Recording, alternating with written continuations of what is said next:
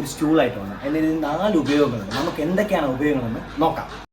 ഇതിൽ നമുക്ക് നമ്മുടെ പ്ലേറ്റും നമ്മുടെ പച്ചക്കറികളുണ്ടാവും.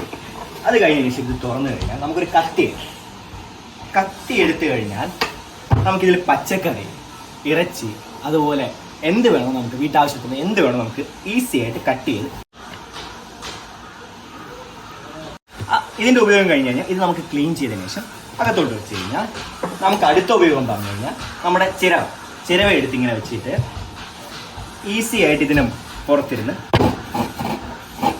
ഇങ്ങനെ ഈസി ആയിട്ട് തിരിക്കും. അപ്പോൾ നമുക്ക് ഈ ചിരവയുടെ ഉപയോഗം കഴിഞ്ഞ് കഴിഞ്ഞാൽ ഇത് നമുക്ക് മടക്കി അകത്ത് വെച്ചതിന് ശേഷം ഇത് നമുക്കൊരു സ്റ്റോറേജ് സ്പേസ് ആയിട്ട് നമുക്ക് യൂസ് ചെയ്യാം. അതായത് നമ്മുടെ തേങ്ങയോ എന്ത് വേണോ നമുക്ക് ഇതിനകത്ത് സ്റ്റോറേജ് സ്പേസ് ആയിട്ട് യൂസ് ചെയ്യാം. അതാണ് ഞാൻ ആദ്യമേ പറയാം. ഇതിന് 4 ഉപയോഗങ്ങളുണ്ട്. ഞാൻ കാണിച്ച ഈ മൾട്ടിപർപ്പസ് സ്റ്റൂൾ നിങ്ങൾക്ക് എവിടെ വേണോ പ്ലേസ് ചെയ്യാം. ഈസി ആയിട്ട് കിച്ചണിലോ വർക്ക് സ്പേസിലോ എവിടെ വേണോ പ്ലേസ്